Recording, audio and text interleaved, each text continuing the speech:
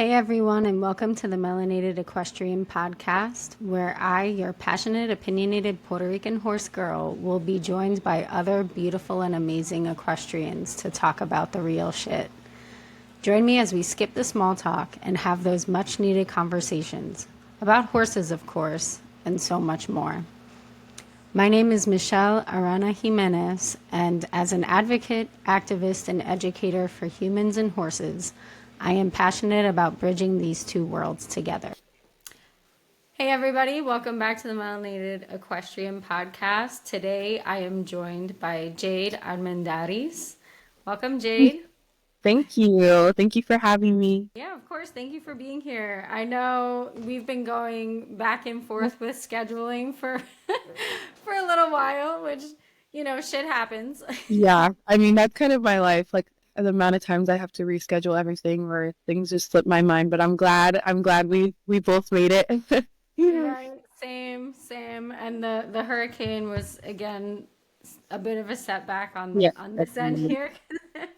We did finally have everything nice and lined up, and then it was like, oh wait, I don't have any power or internet, so this I isn't gonna know. work. I'm just glad you were safe and okay.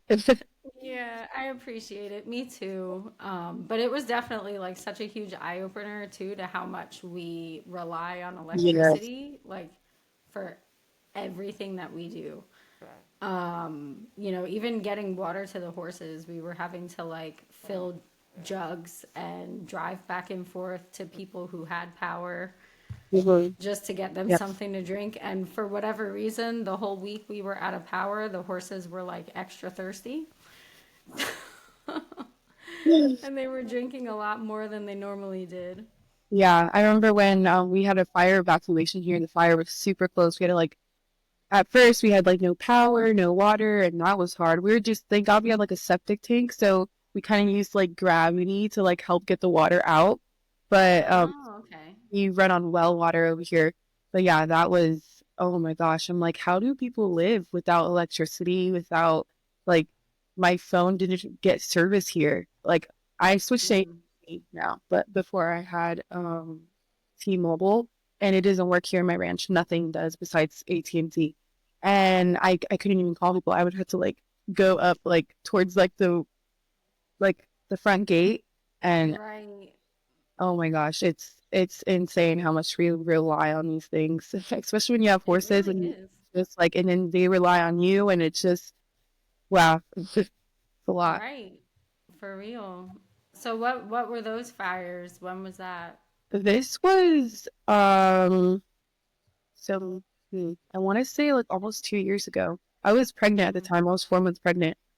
Yeah, we were rounding up all the horses. We had like 20 trailers here. We had like about 65 horses here on the ranch, Oh and we my had a God. maximum small. Yeah, it was intense because the fire we had just we were in the yellow zone and then we hit the once we hit the red zone then I made a few phone calls and we had 20 trailers here and it was crazy, but I'm just glad all the horses were safe. Thank God our ranch didn't cat like it wasn't affected by the fire. There was actually firefighters around our ranch protecting, Mm-hmm. and then but there was so much ash. I'm so glad we got the horses out because our whole driveway was black and our pool was black and everything. Oh There's my ash God. everywhere.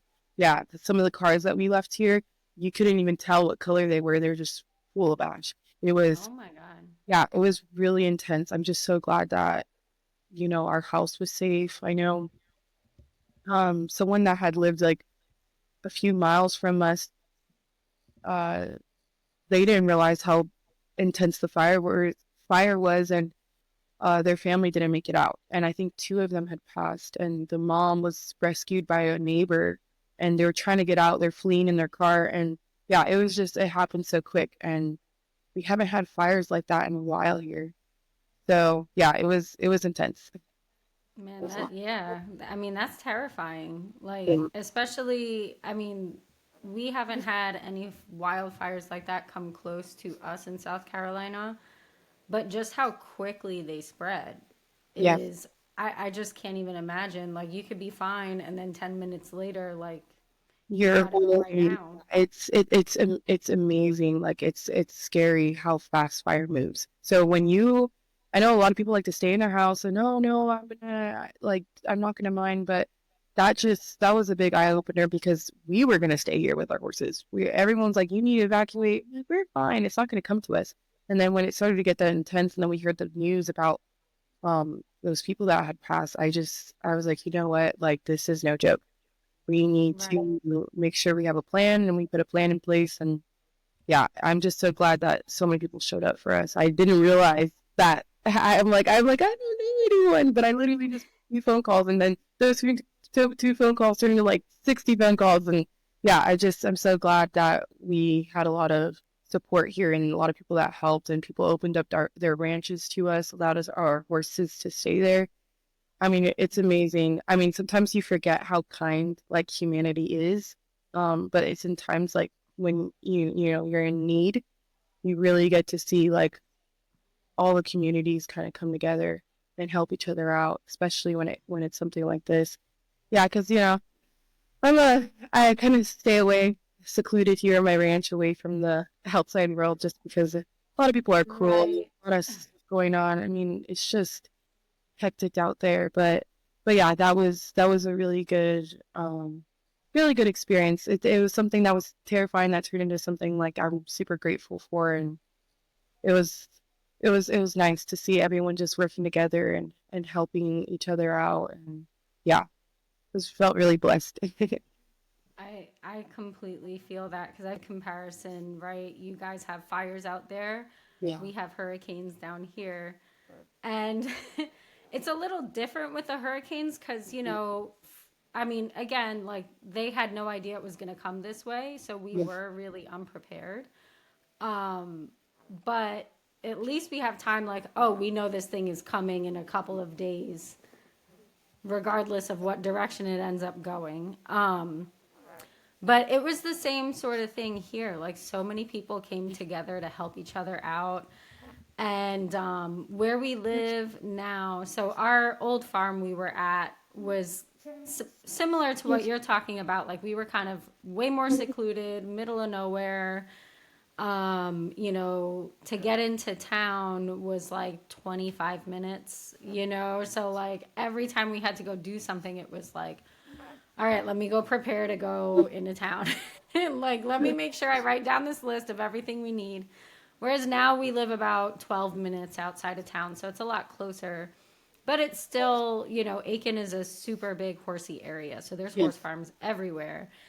And the amount of people that were like, hey, we got power if you guys need water, if you need somewhere to shower, if you need to come hang out in our air conditioning, because it was still like, I think a couple of days it was like 90 degrees. Oh wow. And we didn't even have any fans where we could just like lay under.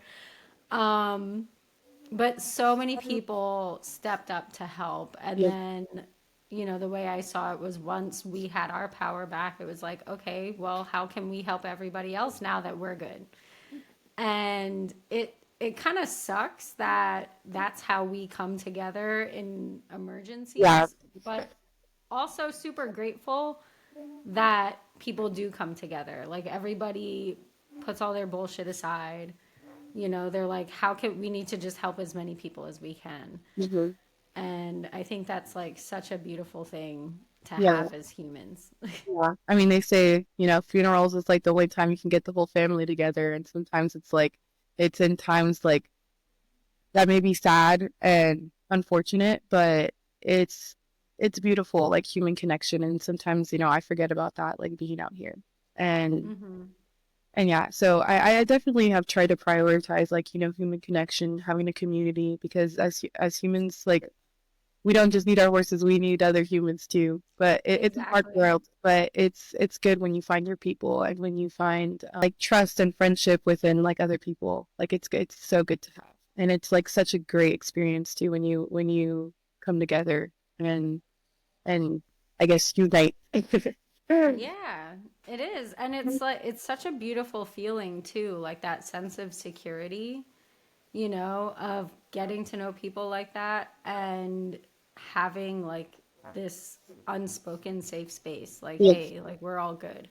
Yeah. And we totally, like, absolutely, as horse people, can get stuck in our own little worlds. Like, I feel that there's sometimes I'm like, I've been on the farm by myself working with horses all day, like talking to horses all day, which I love them. Like, I love my Yes. horses. I love what I do. But sometimes I'm like, talking to another person would be kind of really nice right now. Like, what's Yes. everybody else doing? I don't know, because I'm in this tiny little bubble. Yeah, yeah. We definitely need human connection. That's something that I feel like I've learned as I got a little older. And when I needed help the most, like being a mom and like I never ever asked for help, but it's a I feel like it's kind of empowering to ask for help because you have to be vulnerable and you have to be willing to like let other people know like, hey, you don't have the strength right now. And it's Hmm. a beautiful thing. It's kind of like a surrender and you kind of have to like let down that pride, which can be a little hard, but yeah, Right. but it's Dude, good I to feel you because I struggle with that so hard. I'm very stubborn. And, like, I typically don't ask for help. I only will allow people to help me if they offer it. So, yeah. like, I 100% feel you on that. And it's hard. Like, humbling yourself, letting yourself be vulnerable, especially like when you're, horse trainers, right? Like, we're used to being the calm, centered, stable ones that everybody else relies on. Mhm. And so, like, when we're having our moments, it's like, oh, wait, I can have that too. Somebody Yes. can be that for me. Yes. Life doesn't have to be this hard. We don't have to do life alone. It's okay to allow help. It's like when you grow up, I don't know, my dad really and my mom instilled like you need to be independent, you need to be able to handle things on your own. And that's why I feel like it's very hard for me to rely on people because, I have been let down as well by so many people, but I I don't know, I think it's really powerful to like let people help you and to ask for help. And that's what Mhm. I've been doing a lot lately because I mean, I don't know.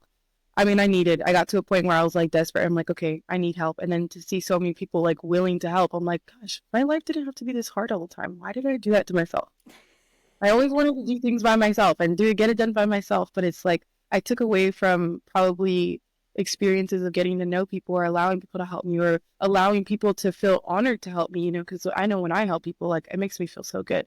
So kind of like give me Mhm. the opportunity to be a part of my life and to feel like they made a difference in my life and because I'm like, oh, I don't have anyone, and like, but I never let anyone help me or I never let anyone in, so it's kind of like a double-edged sword. So I Right.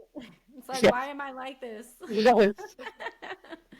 Like I crave my independence. I love it, but I also do crave community and connection. And I think being a mother has really helped me to like kind of open up and allow other people to help me. And because raising a family and having a family is so true. You need a village, and that village Mhm. doesn't always have to be blood. It could be other people just that care about you and want what's best for you. And yeah, and not everyone has a secret agenda. Not everyone has ill intention. I feel like Right. I'm so scared of people just because I saw a lot growing up and not a lot of good things. And I was just like, you know what? I think the best way to avoid any type of conflict is just to avoid people. I mean, that is one way Yeah, to but go it's about very that. lonely and it's very hard to like Yeah. live life alone. So yeah, I kind of like let that go. Well, that's good. And so, talking about all this, I do want to ask because, like, as another Latina, I feel like that pushing of independence is something that is done to us, like, culturally, like, maybe in different ways, right? But I feel like ever since I was little, being strong and independent and tough was like you said, drilled into me, right? Like, oh, you got to work really hard. You got to do this. You got to do that. Like, you can chase your dreams. You can do all this other stuff. And so I feel like that sense of same sort of thing. Like, I have that really strong sense of independence, but I have also been told by other people that being too independent is also problematic. And I say that like in exact ways that you're saying, right? Like having close connections, familial connections, and keeping with a community, we have to also allow ourselves to be vulnerable. Yes. And we also have to like ask for help and learn how to ask for that help. But I don't know. I feel like that was ingrained in my head so Oh yeah, much that like like it makes me almost feel sick sometimes when I'm like, can you help me with this? And, like yeah. I get a lot better.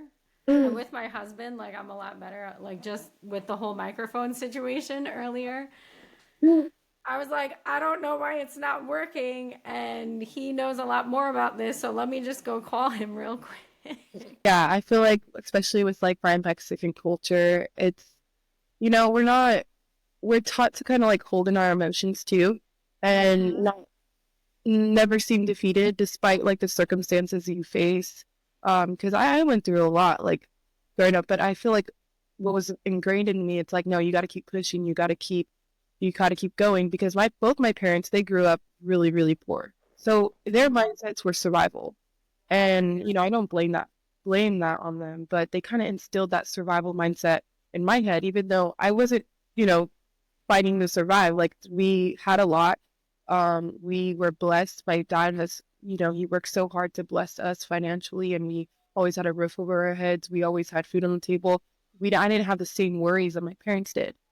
But Mhm. instead of kind of evolving from that survival mindset, I feel like they really engraved that into us too, because they're like anything can happen, anything can get taken away. So you got to make sure that you're capable, get a higher education, or do something, master something, so you're able to support yourself and make a life for yourself. And whatever obstacles you face, you just push forward. But they never allowed like room for kind of sad feelings or like depression. They don't like, what is depression? Mhm. What is anxiety? Like they had no idea what that Right. was. Or therapy, it's like, no, you just get up, you move on, and that's what it is. You just kind of push down those emotions. So they never really taught me how to kind of deal with those emotions and handle them. So I kind of honestly just always push them away. I just strive to be like as successful and hyper independent as I could be, and I was always the star student of my class. I was always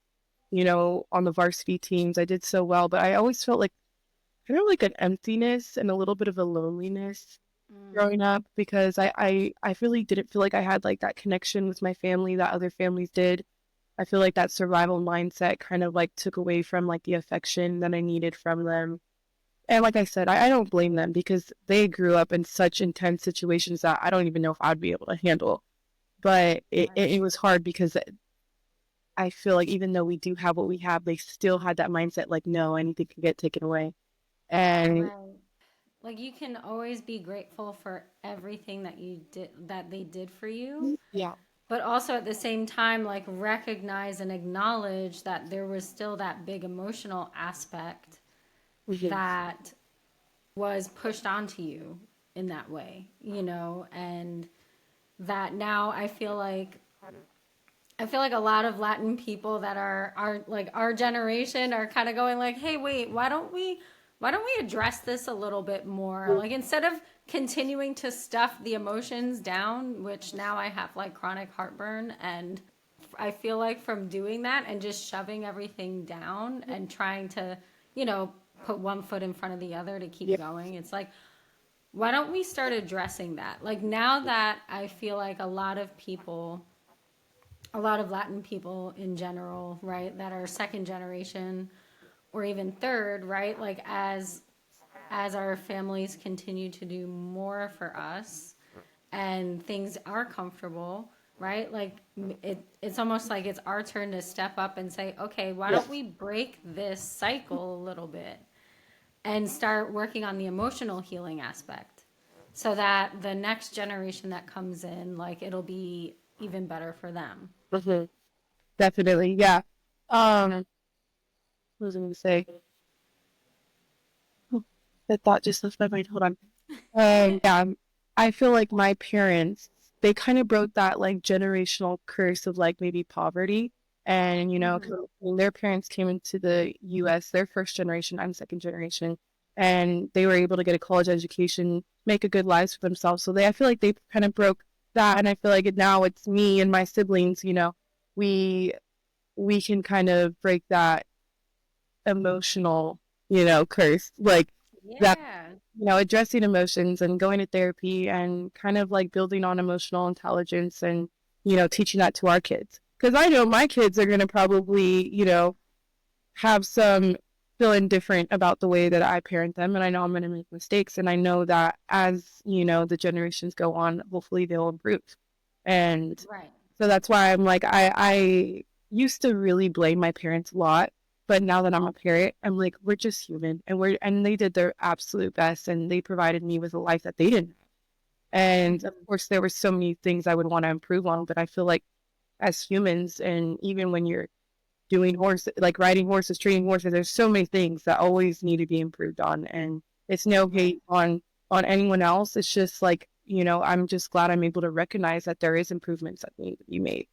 And I want to provide that for my kid. But I know, he'll probably find something that, oh yeah, I don't want to do that like how my mom did. So, and then Right. parent his kids the way that he wants. Right. Exactly. The torch will pass on. Yes, exactly. So, and speaking of like your childhood and growing up and stuff, did you guys have horses, or like when did you guys start with the program? So my dad had a dream and passion for horses since he was young. My uncle or his uncle, so my great uncle had a ranch in Mexico, and my dad would visit a lot, and he just fell in love with the horses. And he went to Spain, and he was introduced to the Spanish horse, and Mm-hmm. he just fell in love. So his dream was always to have his own ranch. Mm-hmm. We started off like having a ranch that was separated from our house. We lived in LA, and we had a couple like quarter horses, and that's all my dad could afford at the moment. But like I said, when he had went to Spain, I mean that changed his whole perspective. He was like, no, I want these specific horses. He started his own business, and once he got enough money, he kind of made that dream come true. He started importing horses from Spain, from Costa Rica, and that's where That's yeah, awesome. that's where he started his dream. So that's where, and then he introduced us all, like Right. riding horses, and I was the only one that took. I feel like it, Really? yeah, I feel like because I have, there's seven of us, and I was, yeah, the only one that took. But my youngest sister, she was kind of late bloomer. My mom didn't really want her to ride Mm-hmm. because it was so dangerous, and that was her baby. That was the baby of the family. So she Right. really Right. got her into other things like reading books and doing that sort of stuff, and just staying clear from danger Right. and Like really safer making life. activities. Yeah. I always gave her a little heart attack because I was like breaking in horses, doing all that stuff. And she's just like, well, I can't take that away from your sister. And I just want you to stay clear of her. Don't get into Right. all that madness she's getting into. But yeah, I mean, my passion started because of my dad. I mean, he loved, I mean, the way he looks at these horses, they're like everything to him. And he kind of, yeah, he Mm. definitely helped with that passion. I mean, when we had our quarter horses, though, I loved them. I would just like ride them. I would, they would put them in the arena, and I would just jump on them when I was like 3 or 4 years old and just run with them. No bridle, no saddle, no nothing. I mean, I just loved That's it. awesome. My dad That wanted sounds me to compete, but I was just like, no, I like doing this. I don't want to be team right. controlled or none of that. Like, I'm good. I don't even like saddles. I don't want to use a saddle. That's like I feel like every kid's dream. I If I had that opportunity as a little kid, I feel like you wouldn't be able to get me off the horse.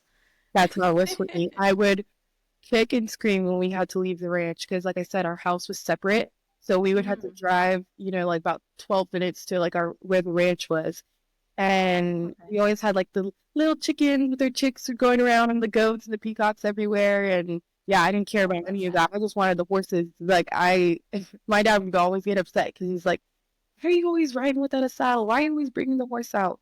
And then I remember the one that I would always ride, he ended up selling in Mm. my heart. I was like, "Why would you do that?" But I didn't know at the time is he wanted to, he wanted to get a new place, like a ranch that was on, the house and the ranch were on the same property, and then start his dream of, importing the Andalusians. Mm-hmm. So are they now like your top breed, would you say? Oh Like yeah. now that you have Well, more because I have experience with I've them? ridden quarter horses, I've ridden thoroughbreds, I've ridden Arabians, Frisians. I love Frisians. They're not a smooth ride. No. Not something I would want to ride every single day. I do love them. I think they're like very majestic and beautiful. They're just not comfortable. But Yeah. yeah, I mean, I think the only horses that I haven't ridden, I don't think I've ever ridden like a Morgan. I've ridden like like saddlebred horses. Mm-hmm. I think I even rode like a draft horses one time.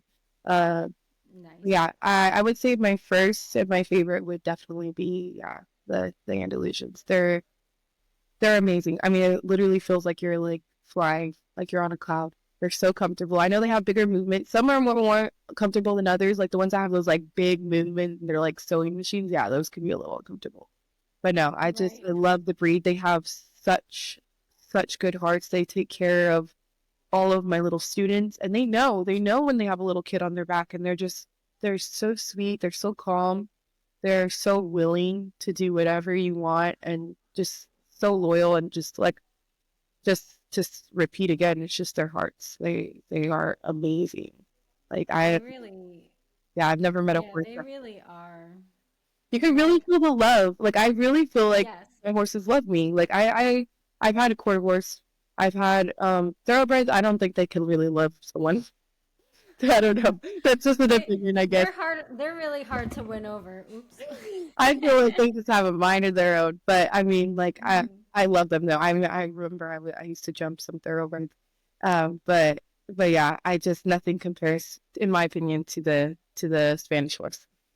Yeah. No, I totally second your opinion. And I have, so I used to have a Lusitano, and they're very similar, right? They're slightly different, but very similar. And I ended up selling him because I originally bought him to be a potential upper level horse. Trained him up to about third level, and like, he was not interested in doing anything more than that. Like, he Well, maxed out at that, and he was such a good boy, such a heart of gold, and I didn't want to push him past anything he didn't want to do. yeah. So I found him like the perfect home where, they wanted a trail ride, do low level dressage, and he is happy as can be. But I actually bought my first Andalusian that I own myself now. I bought him as a baby. That's my buckskin. Now I guess stallion because he's not really a baby anymore. Oh. But before him, like I would ride and train other people's Andalusians, and I was like, oh my god.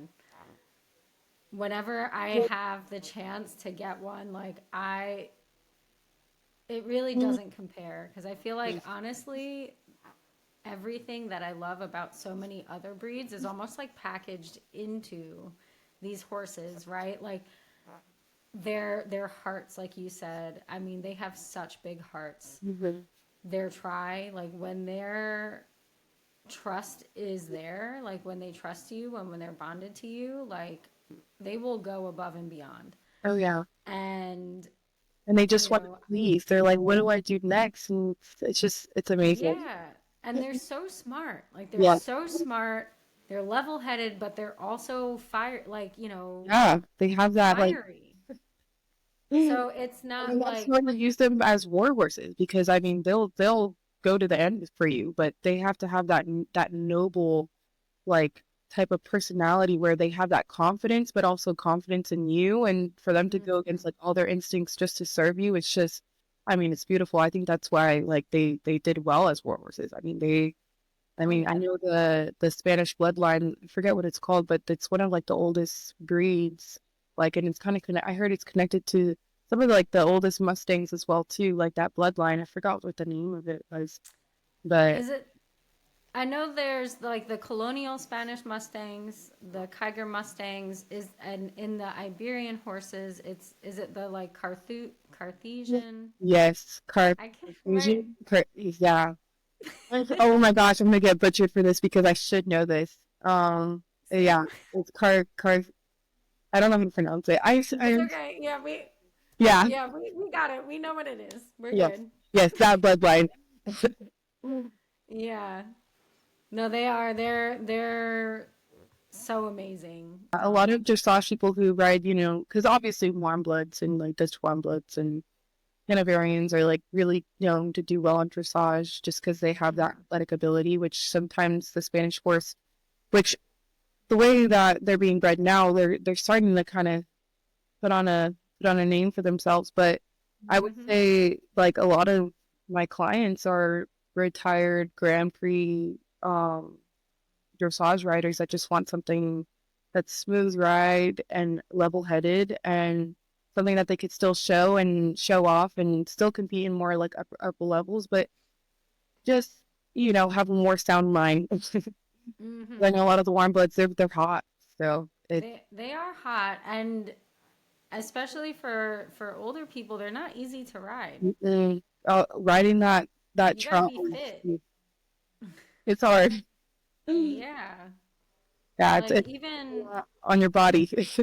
yeah, no, for sure. Like the warm bloods, the thoroughbreds, like those really big, powerful sport horses. And not that Iberians aren't powerful, but like you said, their gait is so much smoother. Yeah, So and it is I feel like easier. their muscle mass and just like how they're built as a horse, it kind of limits them in a way, but it's also what makes them so beautiful. Um, Right.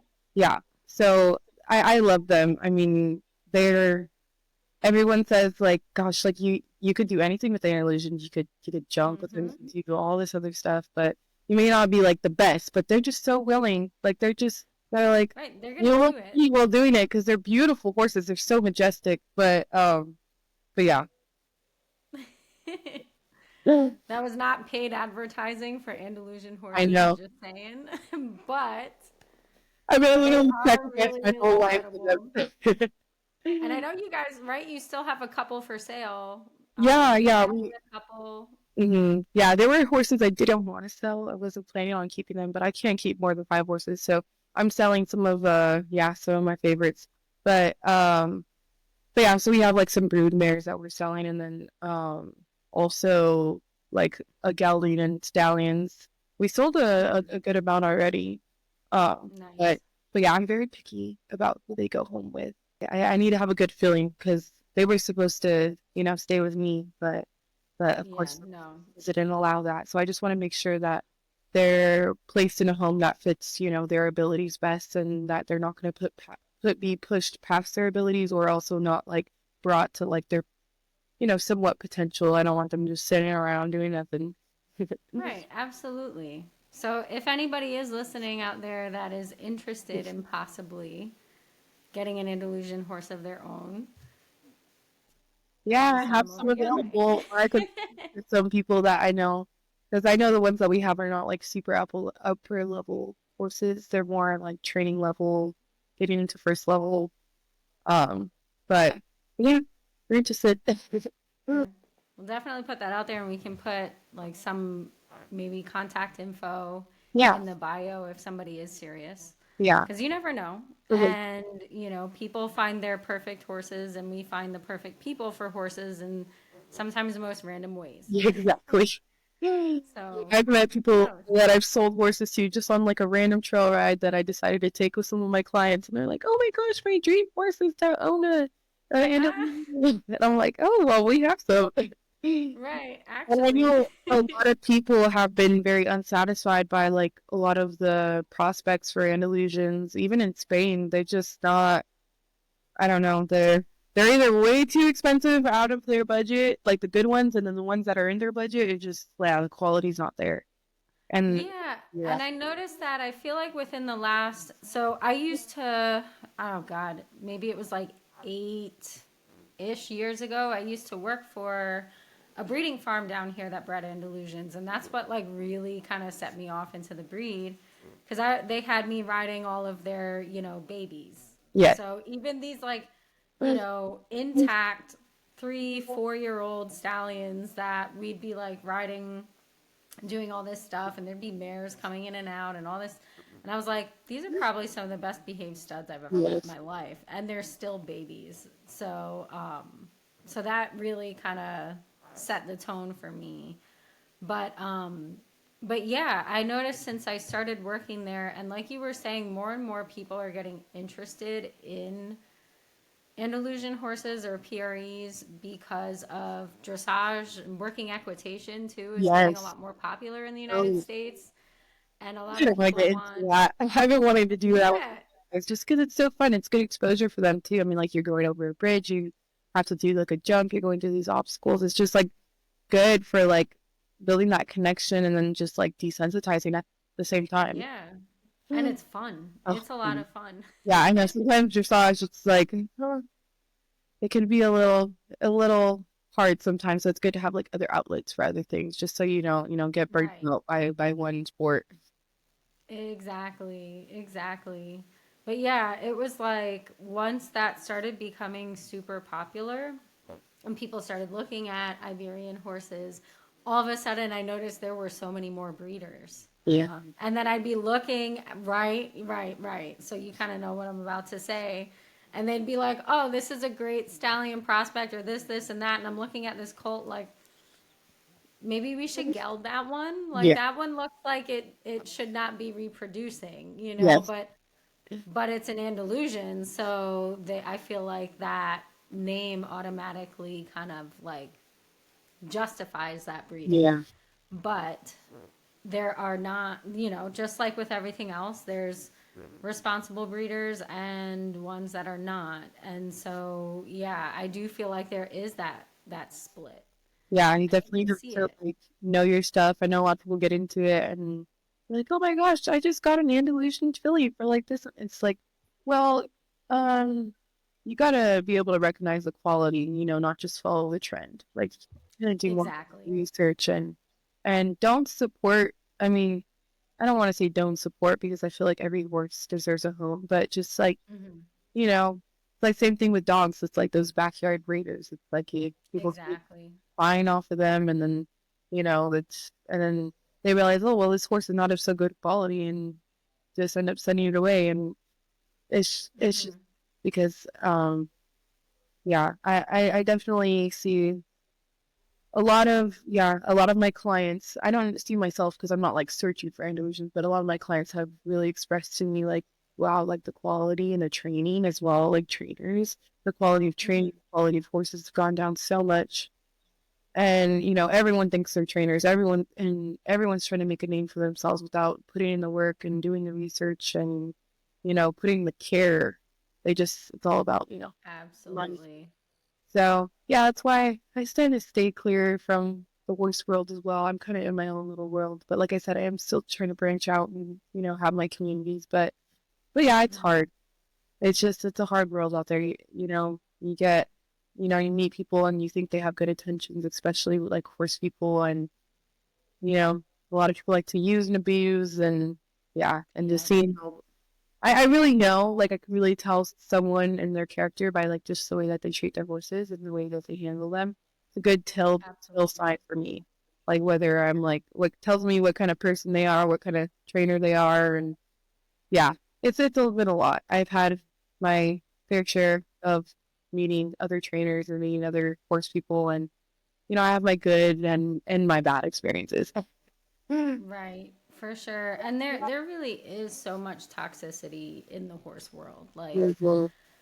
trying to, talking about breaking generational curses, right? Like trying to break generational curses within the horse world, I feel like is so much more exhausting. Right. And I feel like leading by example or trying to do things like how you guys have your program and your horses out there and you teach lessons Yeah. and you do like do you do kids camps in the summer too? I used to do that. I'm probably gonna end up doing one, I think maybe this winter or for sure next summer. I'm getting back into it. Like I said, I just had my baby, so I kind of put a pause on everything. My horses took a big break, which I don't know. Maybe I should do a big break every year because when I started riding them recently, oh my gosh, they've been like angels. Like, and they just seem so much Awesome. happier instead of, being like ridden every day and then competing, going to show. I mean, they kind of just been horses for the past year. Hmm. And Like yeah, taking that pressure off. yeah. And the way they're just moving, the way they're just like, I'm like, oh, all my training's gonna, probably take like 10 steps back. I'm like, I don't know. I feel like they're like better now than where I left them. Like, I don't know. I don't know what it is. I think it's really important to like make sure you give your horses a break. Cause Hmm. seeing how they're doing now, I'm like, wow, like I felt like I was doing them a disservice, but I I think they're ready to definitely get back into riding for sure. But I think it was a good break for them because there was so much going on at the ranch, so much pressure and pressure, Hmm. to be the best and do this and do that and uphold titles. And my dad's retiring, so he's kind of done with that. He's No done. longer like full-time training for him and working for him anymore. I kind of just do my own like mobile services. Like I go out to clients and help them with their horses. I help them compete their horses too. And then I have my kids that I teach here and my students. And yeah, it's all I could do right now. I I mean, that's probably still went, a lot. That's still a lot. yeah, And being a, like a new mom yeah, on top and of go to school, all of that. full-time college student. So, well, I go to college in Riverside, which I live in like more like the Temecula Hemet area.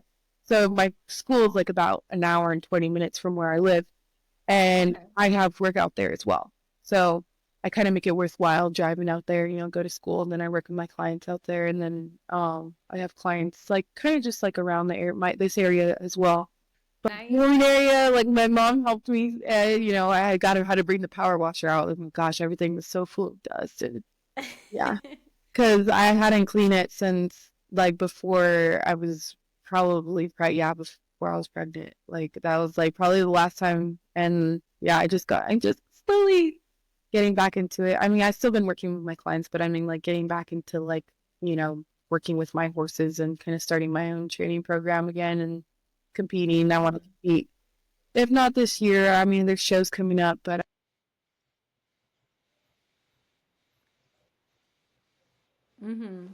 I love that, and I feel like that seems like a similar sort of tune that I hear from a lot of other professionals lately, like just how burnt out some of us got, or a lot of us, most of us probably, with trying to do all of these things, right? And we talked about it all kind of comes full circle, right? Having to do everything and get better and do more and burning ourselves out so much. It's like, I just want to enjoy my horses now, like,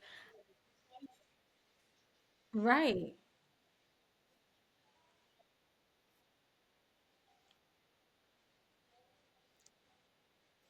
Right. Like why can't we have fun? Why does it have to be so regimented, so strict, so like okay, like we have to do this by this deadline?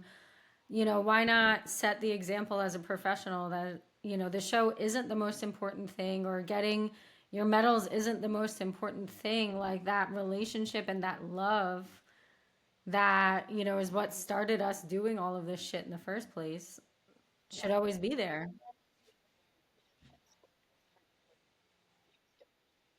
Mm.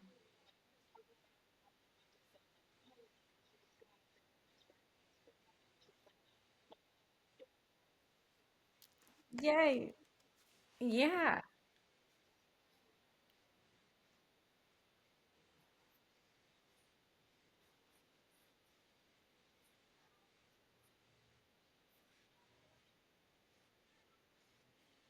Hmm.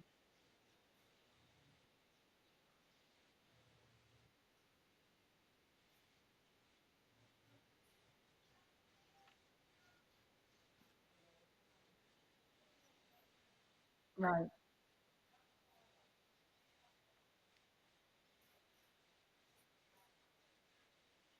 Hmm.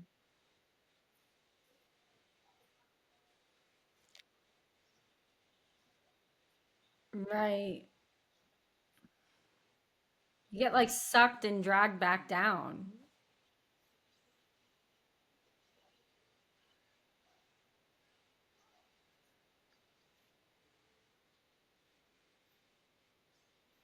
Mm-hmm.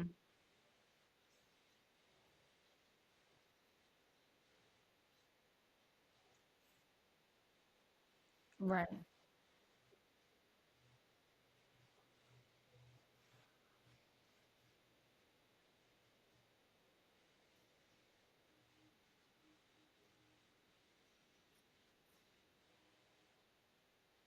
Mm-hmm.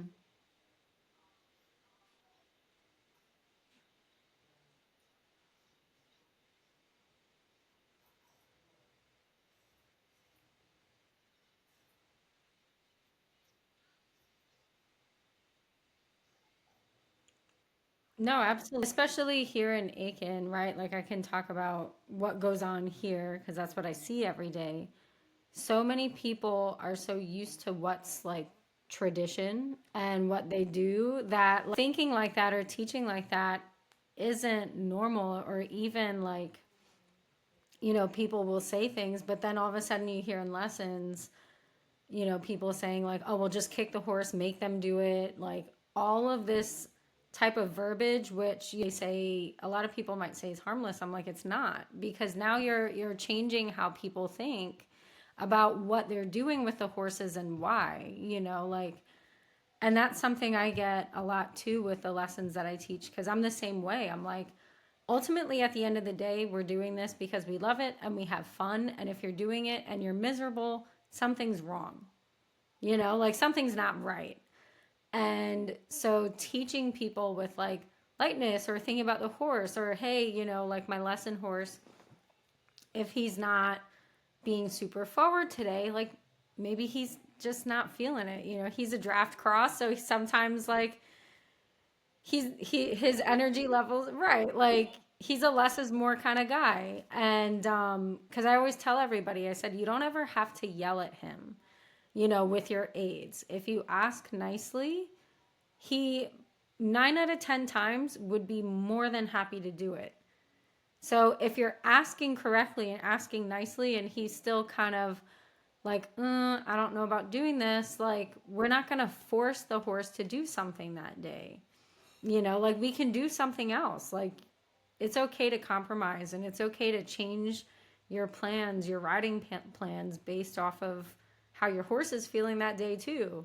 And hell, like most of the time, how you're feeling. Like, there's sometimes you can see it, like, people's brains are just spinning, and it's like, are you sure you're okay to ride today? Because, like, I don't, like, yeah.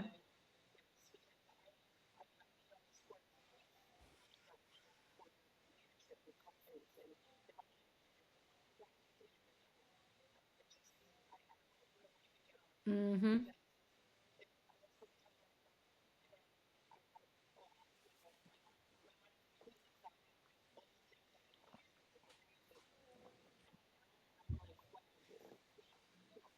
Mm-hmm. Nope, that was me. Yep.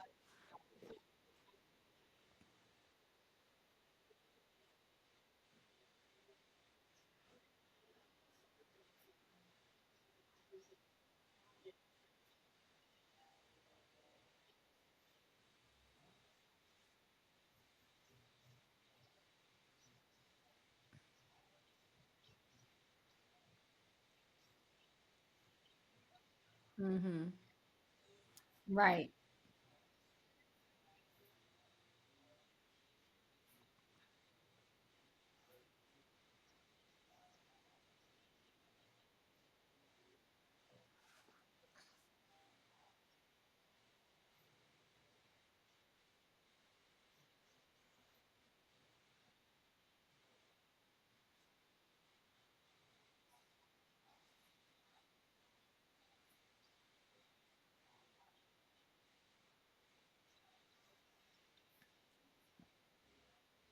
Right.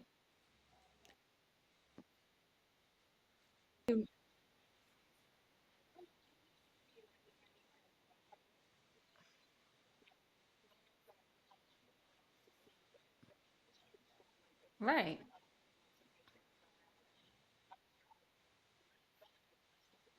Mm-hmm.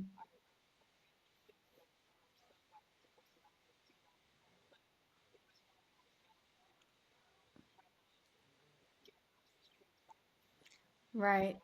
And put that pressure on yourself too, like those expectations.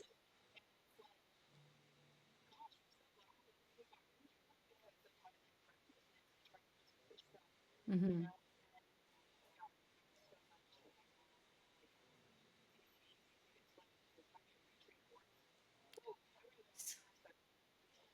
Yep.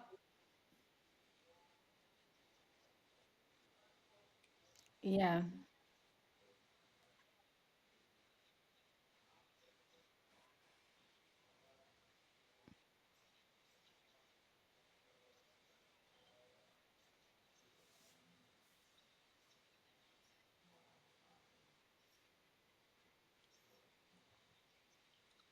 Exactly.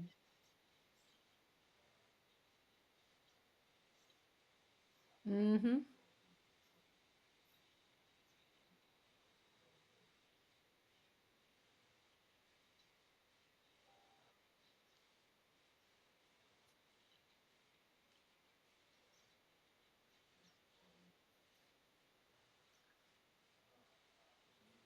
Hmm.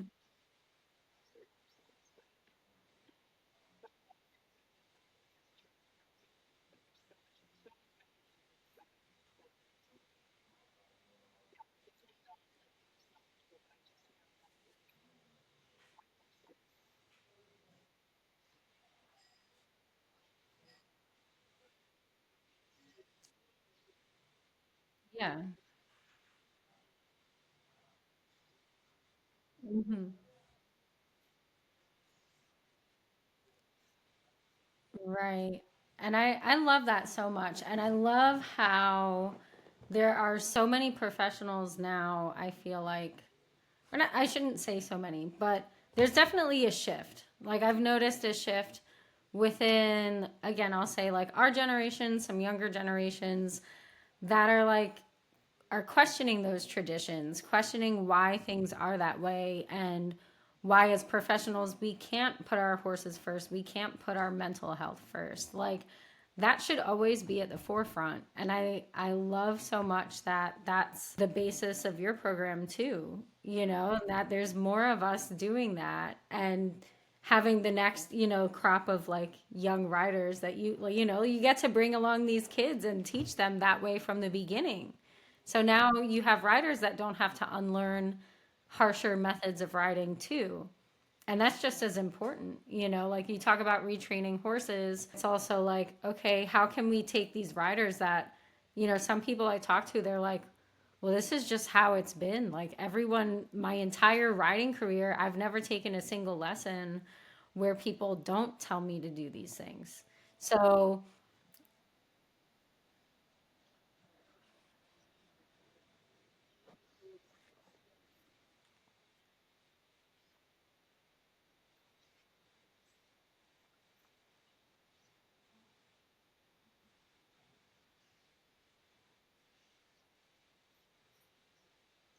mm-hmm,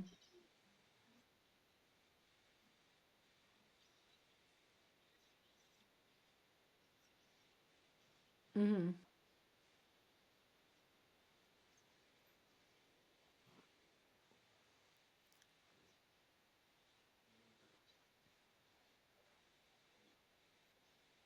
mm-hmm.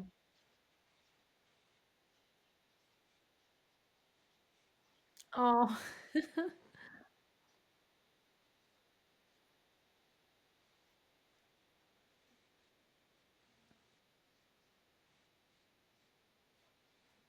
right. Yeah, especially at that age. I mean, I feel like we also too like have right.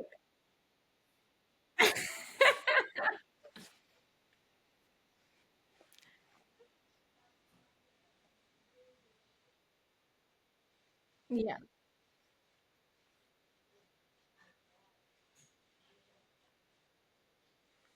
Yeah.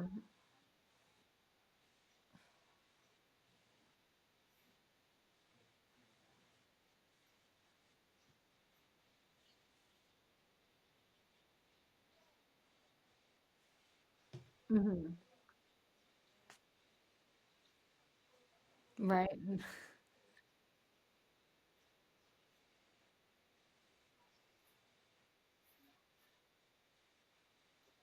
Yeah.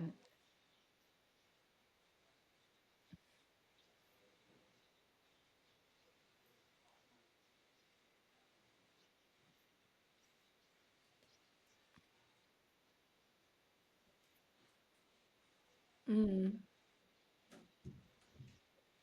And we do for sure, like as professionals, I feel like we are always growing, always evolving. I always like to say I'm a perpetual student. Like regardless of how much I know now, there's still always so much to know and so much more to connect on. I mean, there's things you can learn from everyone. There's things you can learn from every horse. Where you're like, well, that was interesting and new and different. Like, I'm gonna write that one off and add that to the toolbox. Like, yay.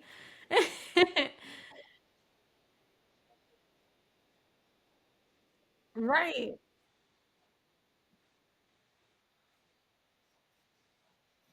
Mm-hmm.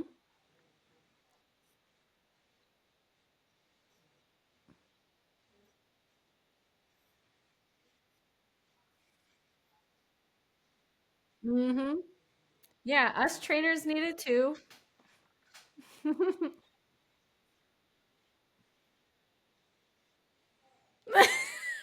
What are you looking at?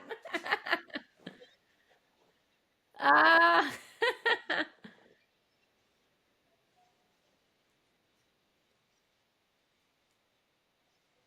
Oh yeah.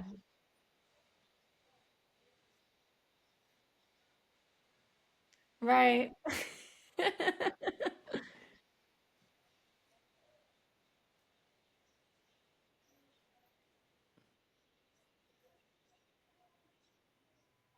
Mhm.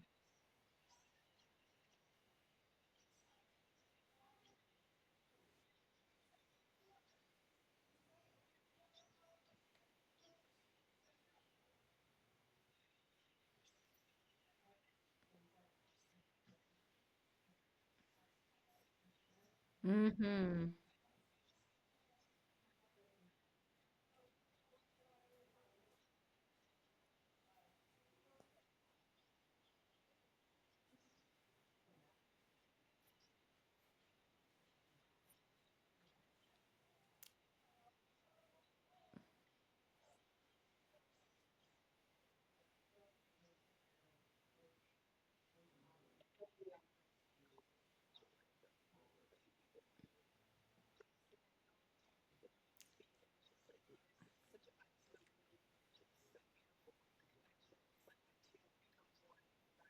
Mhm.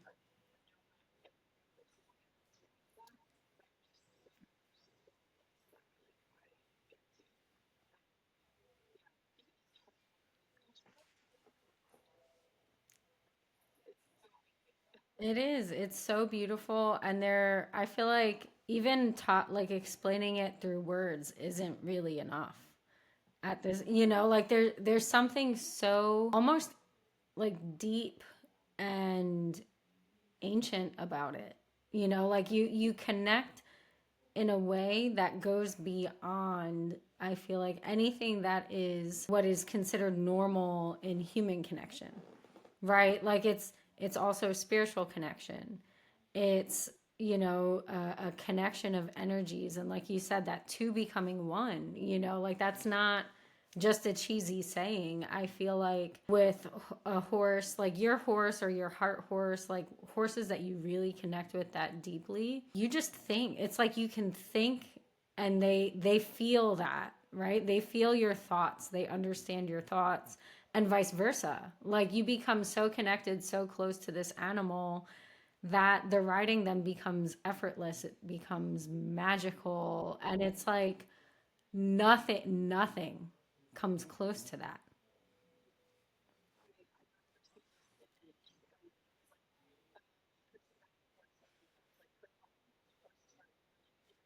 Yes, I love that one. Yeah.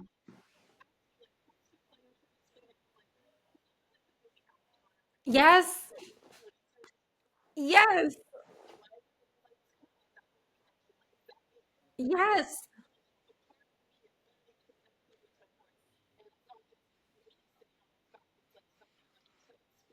Mhm.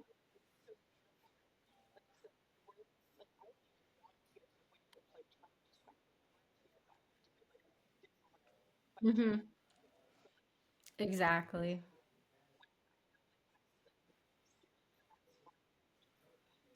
They got it. Yes. Hmm.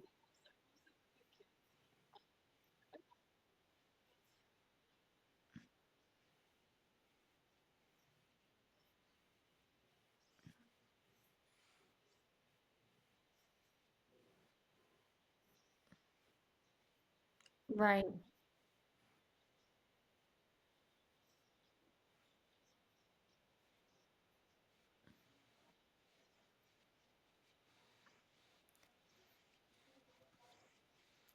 Yeah.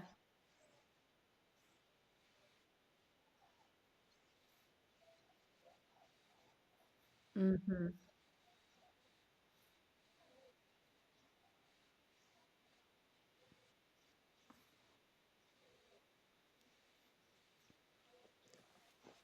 I was about to say that, like, it kind of brings it full circle for us too, because it's like, oh my God, like, I remember how amazing that was when I felt that for the first time. And now you're, like you said, you're helping somebody else get that first time feeling. And it's just like, oh, it makes me so happy. Like, those moments make me so happy as an instructor when I see that and you see the light and then the smile and yes, and everything falls into place and they're like, "Oh, oh, I get it now."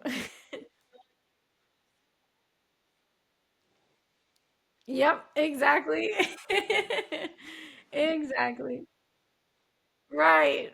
Make sure you save up a lot of money because this shit ain't cheap.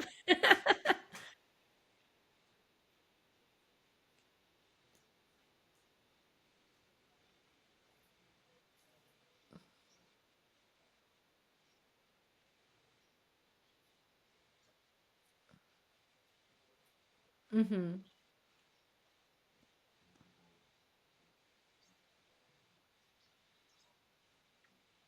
I was gonna ask, like, yeah.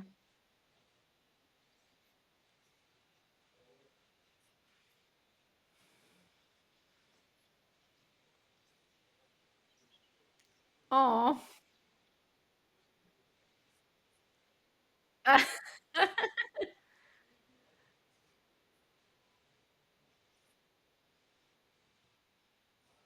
Mhm. Right. You can't do that with every single horse.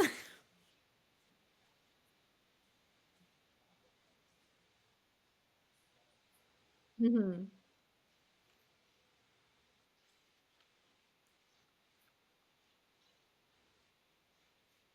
I hope so too, though, because that would be such a beautiful thing. Like that connection to be able to share with your son, who is also, like you said, so, you know, your connection with him and your love for him is so immeasurable that to have like your two biggest loves, right, come together.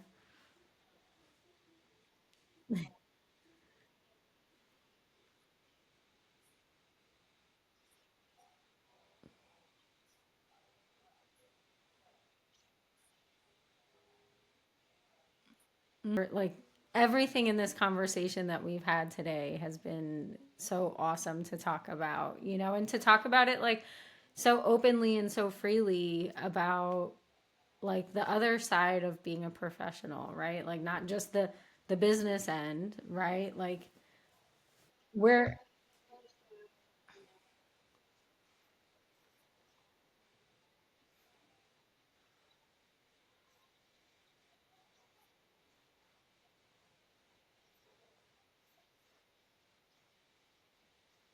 mhm.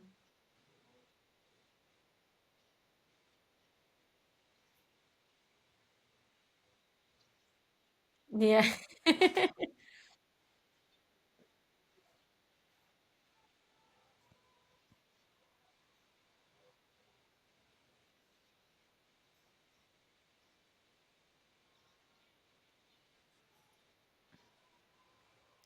Right.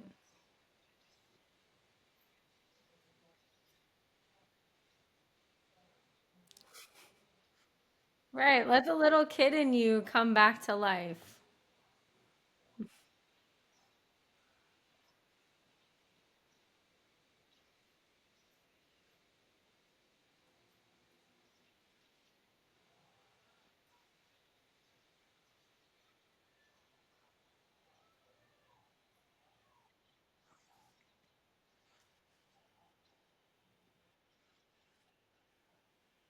Hmm. Amen to that. Um, I want to thank you so much for joining me today and having this conversation. This was such an amazing conversation. And even though we met via computer, I am so glad that I got to meet you finally and, hear a little bit more in depth about everything that you're doing, everything that you've been going through, and how you got to where you are. It's a great story, and I'm so glad that we were able to share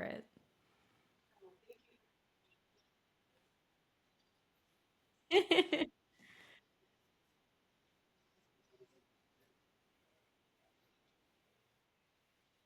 It really is.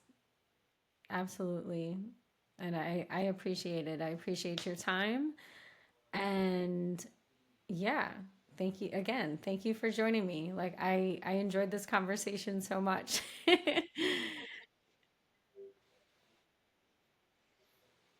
Yeah, letting it flow.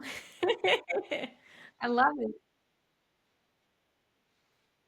No, no, no. Absolutely not. Like that was perfect. And honestly, that is the whole like that's what I want this podcast to be. Like I want us to have these connections and conversations, and I feel like so many people that are like-minded, right? We're kind of spread out everywhere, and it's like, kind of bringing everybody together in this little hub of, even though it's virtual, right? It's still like bringing that community together and sharing all of that. So again, I appreciate it. I appreciate you.